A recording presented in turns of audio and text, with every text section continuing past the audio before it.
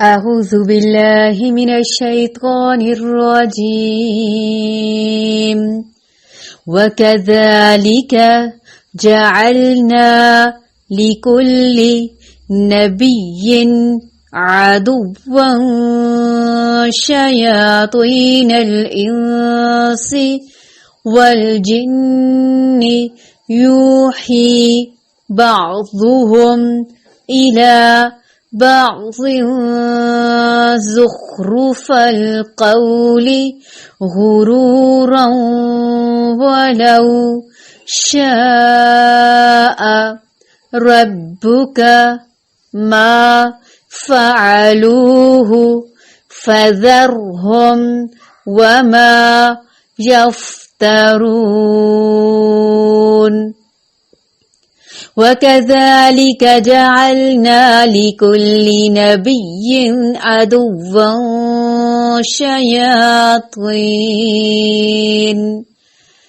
عدوا شياطين الإنس والجن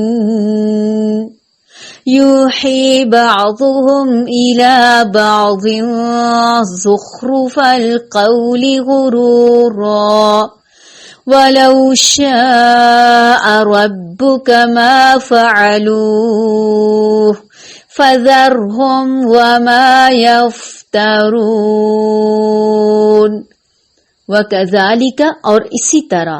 جعلنا بنائے ہم نے لِكُلِّ نَبِيٍّ ہر نبی کے لیے عدوًا دشمن شیاطین شیطان الانسی انسانوں والجن اور جنوں میں سے شیاطین یوحی ڈالتا ہے بعضهم بعض ان کا الی بعض طرف بعض کے زخرفہ ملمہ کی ہوئی القولی بات غرورن دھوکہ دینے کے لیے ولو اور اگر شاء چاہتا رب کا رب آپ کا ما نہ فعلوہ وہ کرتے اسے فذرہم پس چھوڑ دیجئے انہیں وما اور جو یفترون وہ جھوٹ گھڑتے ہیں. اور اسی طرح ہم نے ہر نبی کے دشمن بہت سے شیطان پیدا کیے تھے، کچھ آدمی اور کچھ جن میں سے بعضوں کو چکنی چپڑی باتوں کا وسوسہ ڈالتے رہتے تھے تاکہ ان کو دھوکے میں ڈال دیں، اور اگر اللہ تعالی چاہتا تو یہ ایسے کام نہ کر سکتے، سو ان لوگوں کو اور جو کچھ یہ افطرا پردازی کر رہے ہیں اس کو آپ رہنے دیجیے. مختلف انداز سے رسول کریم صلی اللہ علیہ وآلہ وسلم کی تسلی کے لیے بات فرمائی جا رہی ہے کہ آپ سے پہلے جتنے بھی انبیاء گزرے ان کی تکذیب کی گئی، انہیں ایذائیں دی گئیں. مقصد یہ ہے کہ جس طرح انہوں نے صبر اور حوصلے سے کام لیا، آپ بھی ان دشمنان حق کے مقابلے میں صبر اور استقامت کا مظاہرہ فرمائیں. اس سے یہ بھی معلوم ہوا کہ شیطان کے پیروکار جنوں میں سے بھی ہیں اور انسانوں میں سے بھی، اور یہ وہ ہیں جو دونوں گروہوں میں سے سرکش، باغی اور متکبر قسم کے ہیں.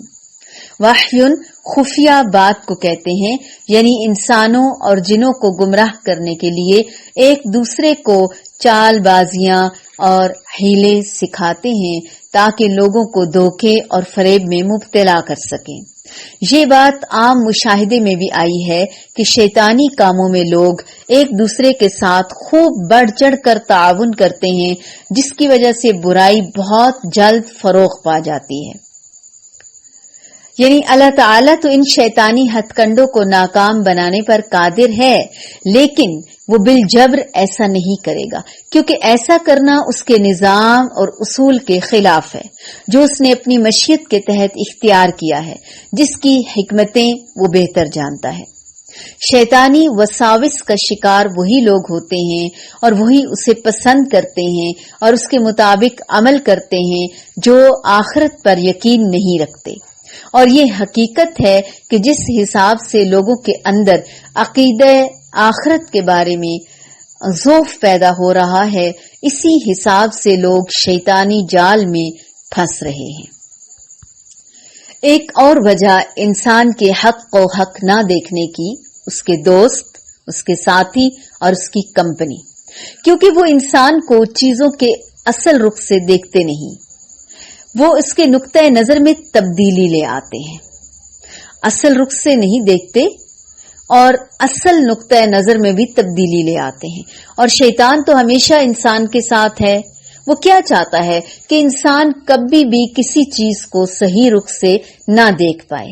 حق کو نہ دیکھ پائے، حق پہ نہ چلے، حق کو نہ پہچانے، کیونکہ اگر انسان حق کو دیکھ لے گا، روشنی کو پا لے گا تو کیا ہوگا؟ وہ روشنی کے پیچھے چلنے لگے گا، وہ اس راستے پر چل پڑے گا تو وہ اس سے حق کو چھپاتا ہے، وہ والا راستہ، جس کے نتیجے میں پھر انسان دھوکے میں مبتلا ہو جاتا ہے، اور اس میں صرف شیطان نہیں ہوتے، انسان بھی ہوتے ہیں۔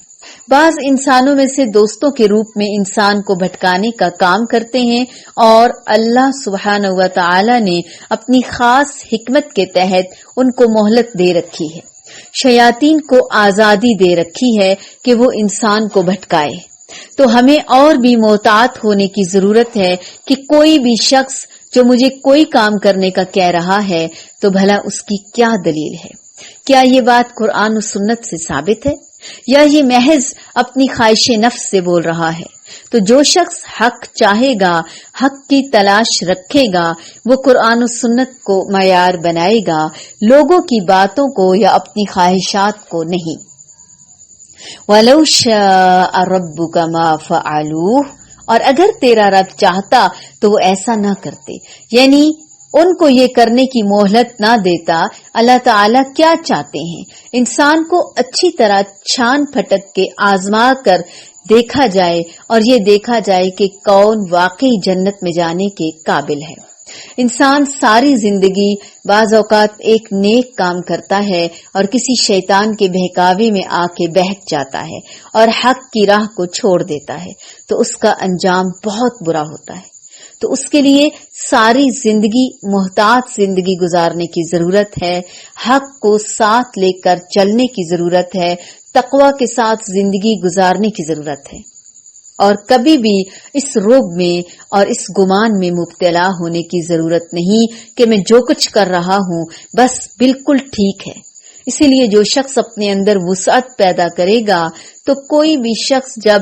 اس کو اس کی غلطی بتائے گا تو وہ اس کو مائنڈ نہیں کرے گا۔ ادروائز جب انسان کو یہ زوم ہو جاتا ہے کہ میں ہی ٹھیک ہوں تو پھر کیا ہوتا ہے؟ پھر وہ حق کو کبھی بھی قبول نہیں کر سکتا، کیونکہ وہ سمجھتا ہے کہ حق میرے اندر ہے،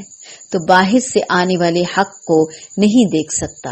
تو حق ہمیں جہاں سے آتا ہے اسی سورس سے دیکھنے کی ضرورت ہے، علم حاصل کرنے کی ضرورت ہے۔ رسول اللہ صلی اللہ علیہ وآلہ وسلم کو حکم دیا گیا کہ ان کو ان کے حال پر چھوڑ دیجئے کہ افطرا پردازیاں کرتے رہیں۔ وَكَذَلِكَ جَعَلْنَا لِكُلِّ نَبِيٍّ عَدُوًّا شَيَاطِينَ الْإِنسِ وَالْجِنِّ يُوحِي بَعْضُهُمْ إِلَى بَعْضٍ زُخْرُفَ الْقَوْلِ غُرُورًا وَلَوْ شَاءَ رَبُّكَ مَا فَعَلُوهُ فَذَرْهُمْ وَمَا يَفْتَرُونَ۔